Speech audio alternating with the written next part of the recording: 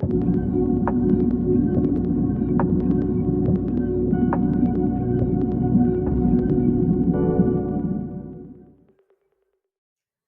guys, welcome back to Eden Eye Tarot. My name is Micah. I will be your astrologer for today. If you are new here, where have you been? We are breaking down all the things April 2025 Astro forecast. I will definitely tell you ahead of time when we are looking at these transits, they do get spicy. I am breaking down all the cosmic drama, all the cosmic tea. So if you need wine, snacks, tea, journals, planners, go ahead and get that right now, so that you are not raw dogging it through April without knowing what's going on. But before we dive into that, do me a favor and dive into that. Go ahead and do me a favor, like this video, subscribe, share it with your Astro bestie, so that at least you're not suffering alone. Okay. So let's go ahead. I have my trusty computer here where I am looking at the transits as well as we go. And so if you see me looking down, that is what I'm looking at here. But just kind of when we look at April, some key themes that we see with this month are change, transformations, and relationships. Um, it does get spicy. Like I said, it's very much a interesting month. Very much like that checkup text that you get from your ex, like every couple months. Hopefully not every couple months, maybe like once a month. Not once a month, once a year. Can you tell that Mercury is still retrograde at the time of me recording this? Um, yeah, you're going to definitely feel it. It is a big shift kind of month, but also new beginnings, and a little bit of chaos. You can't have that new beginning without ending something, which is kind of like the chaos of those things happening simultaneously. But we all bring it back into balance, and we find some growth and stability through all of that turmoil. But don't worry, we've got some good vibes coming your way. So let's go ahead and break that down. But I do want to also touch on this last bullet point here. Not every change is comfortable, but it's all part of your journey to gain greater self awareness. Some overviews of April that we see coming up. Buckle up, because this month is packed with transits that are going to stir the cosmic pot. We've got some big players coming through this month. We've got Neptune that actually goes into Aries on March 30th, but we do start off April with Neptune being in Aries. Mercury stations direct, and it is stationing direct in Pisces. It'll go back into Aries later on. We see Pluto in Aquarius, sextile Mercury on April 20th. Venus station is direct in Pisces on April 13th. We have a full moon in Libra, and then we also have a new moon in Taurus. I really like that we have two lunations this month that are both ruled by Venus in its exaltation of Pisces. Love that. Very sweet treat here. And then, of course, we have Mars in Leo. Mars re enters Leo. It is finally out of Cancer, where it has no fun at all. But when we see Mars go back into Leo, it is actually going to make a pretty brutal opposition with Pluto, and that's towards the end of the month. And so just keep that in mind. That's the overview of April. So let's talk about Neptune going into Aries first.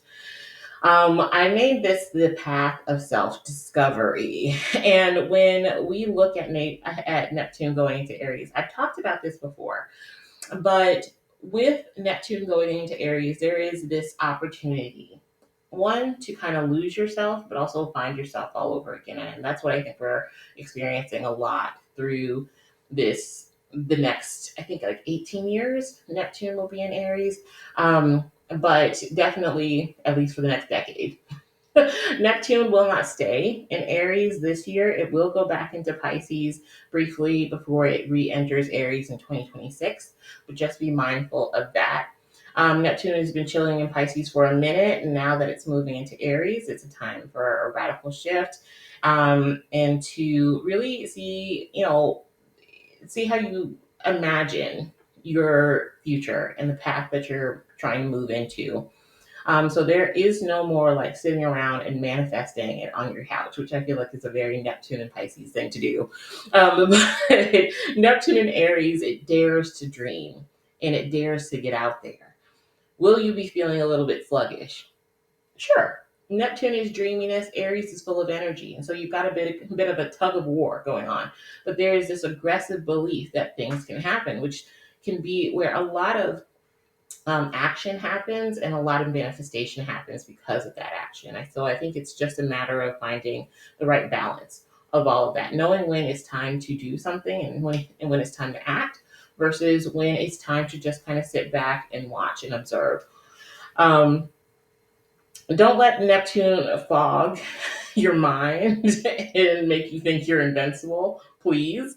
Neptune is a planet of delusion, illusions, as well. And Aries can have a tendency to have almost like this innocence to it that is very passionate about going after something, and going after it with a lot of energy, like I said. And so there can be this feeling of feeling like you're untouchable. Just remember that you are human. Whenever you're going, and it doesn't even have to be physical. Neptune and Aries can make you feel like you're just on a high.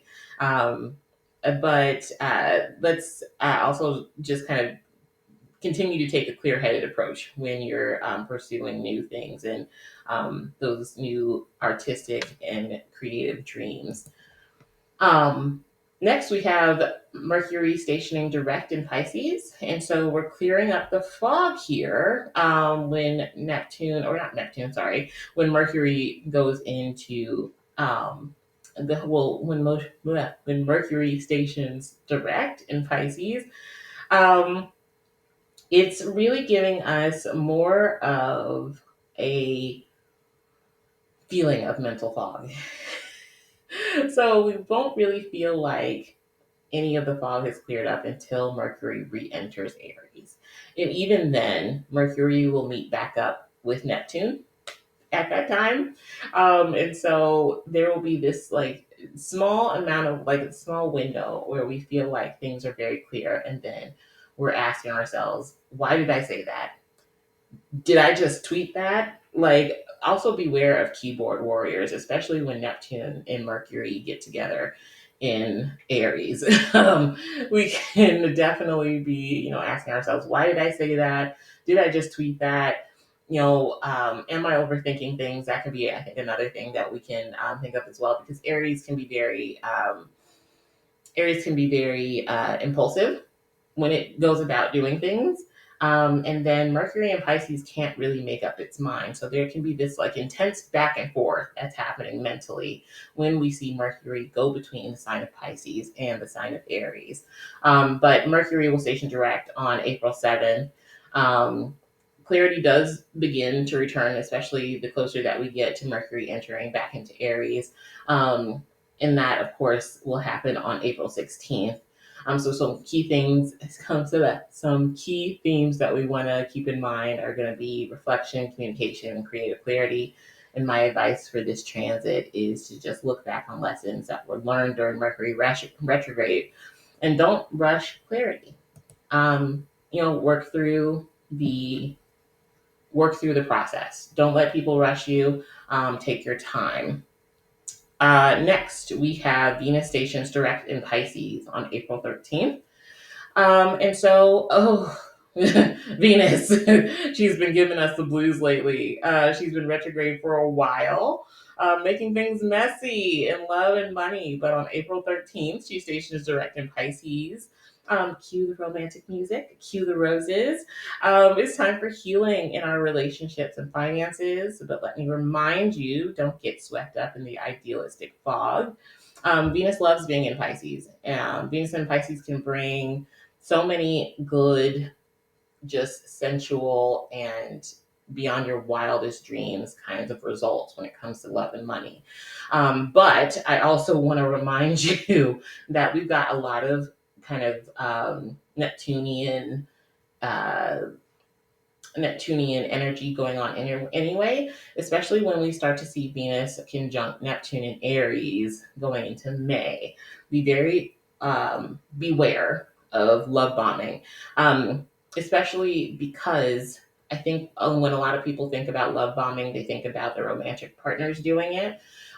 This, I think, is going to be more when that conjunction with Venus and Neptune happens, and it sextiles Pluto. I think that's more of like your friends are doing it. If anybody has ever met someone, and you guys have hung out once, and all of a sudden the person is like, instead of just saying bye like a normal person, they're like, "I love you," and you're like, "What?"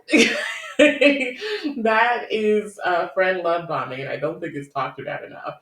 But other than that, just kind of be aware of those kinds of red flags while we see Venus in Pisces still, and we have that ruler of Venus being in Pisces is now in Aries, and it's actively sextiling Pluto because we'll get a lot of that energy, but that energy will become even more intense when Venus and Neptune come together in Aries. Um, we can see some over idealizations of situations and people. So take those like rose colored glasses off. Be sure to check those at the door. Make sure that you're building things that are real and grounded as far as relationships go. Don't spend money before you actually have it in hand. Be sure that you are looking at the real situation and what is, not the potential. Then on April 13th as well, we'll also have the full moon in Libra, which is the first lunation of this month that is going to be ruled by Venus in Pisces.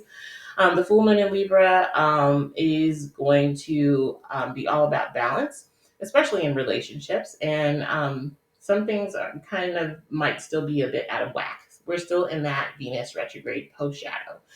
Um, with our partnerships and money and resources and even self-esteem, this moon is going to give you that push that you need to make it right, though. I think it really helps to balance things out.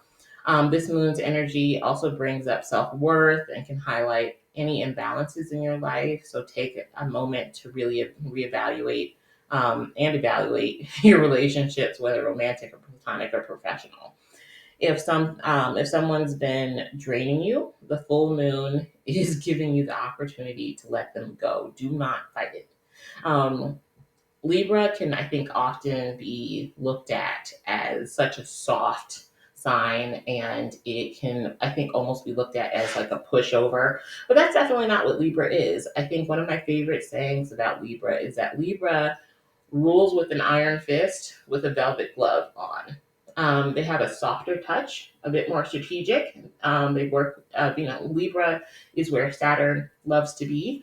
Um, and so when we look at a full moon in Libra and we're talking about things such as Venus, you want to remember that not everybody is meant to be paired with you. And so if the relationship just is not working, if it's becoming toxic, let it go.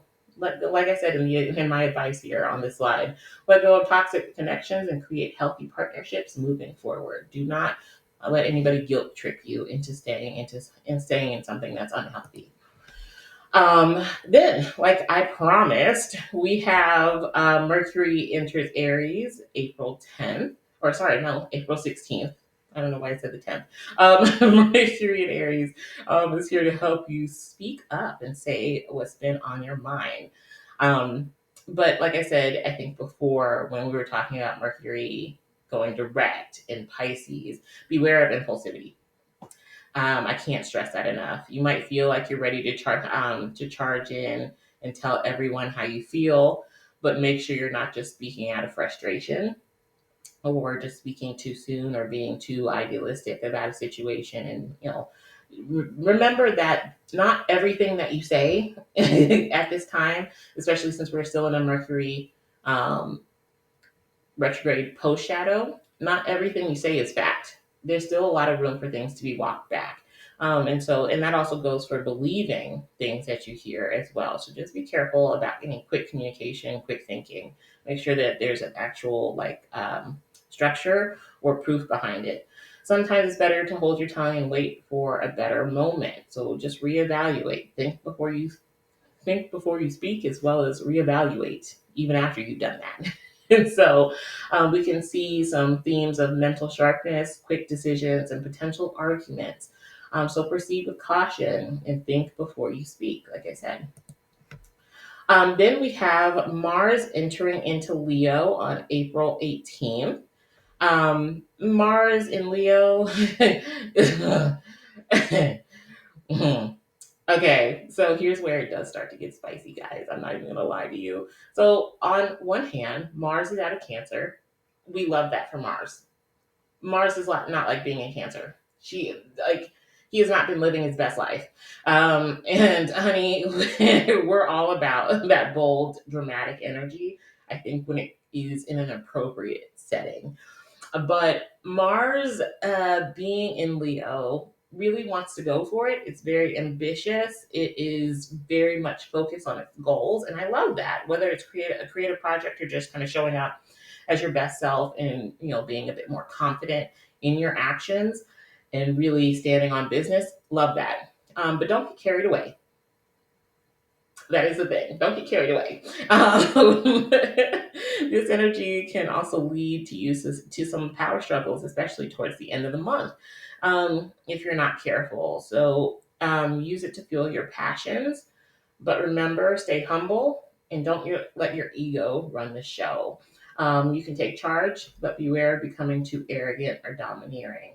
Like I said, I like Mars in Leo much better than Mars in Cancer. It gives a lot more direct, bold energy that I think we have not seen for a while since Mars has been retrograde in Cancer, as well as while Mars has been in Cancer. Cancer is very passive. Mars is really able to express itself to the fullest. It doesn't have a lot of direction or practicality like it does in its exaltation of Virgo, but it stands on business in Leo. Okay. But with all that roaring, remember that you still have responsibilities, and that the dramatics sometimes are not needed, and sometimes they are. You're making a stand, um, literally and figuratively, with Mars being in Leo. So then we have on April 20th, getting towards the end of the month, we have Pluto sextile Mercury. With Pluto sextile Mercury and Neptune, sorry, this is a powerful time to tap into your intuition and transform your thinking. You might find yourself gaining insights or uncovering truths that might have been previously hidden. Use this energy to dig deep and transform your mindset, especially when it comes to how you communicate with others. One thing I really like about this sextile in particular is it can be a great way to change your social circle and connect with new people that can really help you manifest those dreams that Neptune and Aries is trying to bring in for you. It can be the very beginning. Pluto is going to root out what is needed and what is not. It's going to give you that boost of innovation to be able to change how you think. Therefore, change your external environment. And so it's radical mindset shifts, as well as kind of bleeding out into the external environment all around you, whether it be people, where you work, and what you surround yourself with, as well as what you're taking in mentally, spiritually, emotionally. Um, so it's a time for profound shifts and making lasting changes in how you express yourself. And so my advice is open your mind to radical change. Be very open to change, even if it's hard, especially if it's scary. Pluto is not a soft placement. And I think a lot of times, like with this particular aspect, it's our friends or the people around us, our community, that will trigger certain changes that might hit a painful wound that we have not healed yet. And once we've healed that, that's when the radical mindset shift happens and we're able to really blossom internally and therefore externally. Embrace community-driven transformation as well. So here's what I was talking about with Mars opposing, or with Mars going into Leo. What I was like laughing about, because anytime Mars opposes Pluto, we are in for a ride, guys. This month for this transit alone is like an astrological roller coaster. It's going to get very spicy. It's going to get scandalous. It's giving unhinged. I cannot stress that enough. This is happening on April 27th. It could feel like a battle of the wills. I'm not even going to lie to you. This aspect is intense. People are going to feel extra, extra aggressive and power hungry. Watch out for your ego. Um, there can be conflicts with standing up for what you feel is right versus or what one person feels is right. So whether it be a leader, a celebrity, some major figure versus what the people think is right. There's a lot of room for rebellion, rising up in outrage over a certain decision or action that has been made. Mars opposite Pluto is never friendly. It is literally I don't even know how to describe it. Like it's just not pretty. It is an intense time. That's what I will say. It is an intense time, but stay strong. Um, don't get caught up in the drama. That's not yours to fight. Take a step back and find your peace and pick your battles wisely. When we see this opposition happening, Lilith will also be at play as well, because Mars and Pluto will be squaring Lilith and Scorpio, and so we'll see some scandal surrounding some sort of major figure, major celebrity, major leader, having to do probably with sex crimes or some sort of criminal activity with like drugs. Um, yeah, that's what I could see. And I know that PDD's trial happens on May 5th, I do believe. And so I'm wondering if it has to do with that or if it's something that we don't even know about yet, because Mercury, of course, has gone direct. And so it's going from the foggy sign of Pisces into the very raw, real sign of Aries that likes to cut through the fog.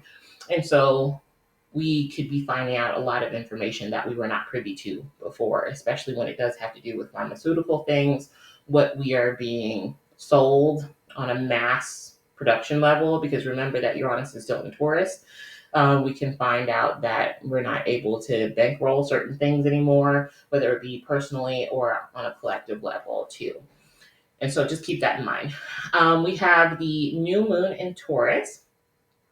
Um, when we have this new moon in Taurus, this is actually, I think, the last, it's April 27th, but what if I feel like there was another thing I wanted to talk about with April?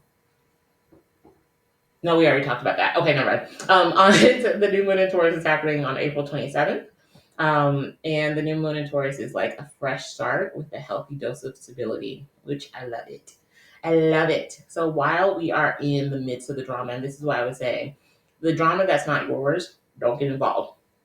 Stay focused on what is actually yours, what actually matters. It's ruled by Venus and Pisces as well, just like the full moon in Libra. But this is, I think, the beginning that we are waiting for. That everything else this month has kind of been like crumbling and crashing down, all to lead up to this fresh new beginning. Taurus is fertility, and so it's birthing something new. The moon loves being in Taurus. This is your chance to plant seeds for your future. It can also be a time to plant seeds, like literally. Starting a home garden, I think, is a great thing to do right now, especially in areas of money, resources, like I was saying, as well as self-worth. Take time to ground yourself and focus on practical steps to manifest the life that you want. But be careful. This moon can also make you feel like you just want to overindulge and spend too much money. So if you don't have the budget for it, make sure that you are being very conscious. It'd be a great new moon for shopping bargains. Thrifting, I think, is a really good idea. If you will have to spend money or if you want to spend money, make sure you're doing it on some sort of budget and being very conscious of the quality of a product. Don't let that desire to be cozy and turn blah, blah. I can say words. Don't let that desire to be cozy turn into a habit that you'll regret later. Keep it balanced. Set practical intentions for growth, secure relationships, and invest wisely. All right. So, how can we ground for April? So, one thing I really want to point out is to, of course, embrace change, especially with that Pluto Mars energy that we're feeling. It's very intense. It can feel like we cannot control certain things because we can't. I think one of the biggest lessons that comes out of that is to accept the things that you cannot change and realize what is not your mess to clean up. But to be very much locked in to what you actually want to fuel your fire into. You can't you can't do everything all at once. I think the thing that comes to mind when I think about that Mars Pluto opposition is that there's a whole bunch of like noise and like fire around you, especially with Neptune being in a fire sign. It's kind of like everything's fine while my life is in absolute shambles. But I think that's kind of like where we find the joy is we find something to lock in on so much that we're like, this is what I'm putting my all into, this is what I'm putting my heart into. And that becomes the thing that is the diamond in our life. We're finding our happiness in that way. We're finding the thing that cannot be torched. We're finding what really matters, is what I'm saying, while also becoming that change ourselves. It is Mars and Pluto, especially Mars opposite Pluto, can be so triggering on a spiritual and emotional as well as mental level. And so while you're locking in on something external, I think a lot of the work that's being put in on that external thing is because of what is happening internally in the process of healing. And therefore, you're almost like killing two birds with one stone here. Um, but let's talk about some more about grounding. So we really thrive this month with doing that, as long as you're doing that, staying grounded. Use crystals like Taurus's favorite rose quartz if you need to. I do like that as a pick. Um, it's something that I think can really lean into that self love that we were talking about. Some of you may or may not have worked with Morganite. I really like Morganite over rose quartz, but any kind of like pink, like crystal, I think is really good. And I do have crystal recommendations coming up as well. Um, Citrine for abundance and clarity. Herbs like lavender and sage can help with any kind of negative energy that might be hanging around. And of course, like meditation. Yeah, so just be mindful of power struggles, balance emotions and logic, especially with that full moon in Libra. It urges us to keep harmony in relationships while setting firm boundaries. So some crystals, black obsidian, rose quartz, like I said, pyrite is so good. This is a crystal that is great at manifesting abundance, but I've also heard that it's very good at keeping things from getting stolen from you. So whether it be something invisible like your joy or physical things. I've heard that pyrite is quite a good protector against theft, which I think is definitely needed during a time where Pluto is just busy working overtime. I think because I always think about Pluto is not only just this wrecking ball for great transformation and having you deal with the shit that you have buried, but also it can be the crime boss and where criminals come from. All the criminals are like children of Pluto. It's bad children. It's problem children. Are those are Pluto's problem children, the criminals. So anyway, but pyrite is great, especially for the new moon in Taurus. Selenite is, I think, a good one anytime, but especially since we do have so much Neptunian and Pisces energy with Mercury and Venus, starting off in Pisces when they go direct. Selenite is for cleansing and clearing away emotional, mental, and spiritual fog, especially during that time. Some herbs, lavender calms anxiety. Definitely need that. And it can be great for, I think, like clearing your mind as well. Um, Much like we were talking about with selenite, I think lavender is good because lavender is also a Mercury herb. So Mercury in Aries, I think, definitely would benefit from this because it can be that calming yet clearing energy to work with when we're talking about lavender. It's funny to think about because lavender is associated with Pisces, but it's also associated with the quick moving planet of Mercury. And so it creates like that clarity. Cinnamon, it boosts confidence, protection, and just kind of heats things up. Brings in passion. It also brings in abundance as well. Mugwort enhances intuition and dream work, which I think is really good for Neptune and Aries, as well as Mercury being in Pisces when it goes direct too. Finally, we're going to talk about some rituals that I think would be really good. Nothing too crazy because that's just not how I do my own practice. But for the full moon in Libra, write a letter of forgiveness or closure to a situation or to someone, or even to a past version of yourself. Burn it safely. Nobody, nobody. I don't want to hear anybody say that Micah told you to burn down your house. Don't do that to me. Burn it safely to release emotional baggage. The new moon in Taurus, you can perform a money manifestation ritual for financial goals that you might have and really visualize that abundance coming in. Mars opposite Pluto, you can take a spiritual cleansing bath with Epsom salts, rosemary, and black tourmaline for protection. And then, kind of just like an everyday, daily protective practice is to carry black obsidian to set energetic boundaries before engaging with difficult conversations. But yeah, other than that, that is everything I have for you for April.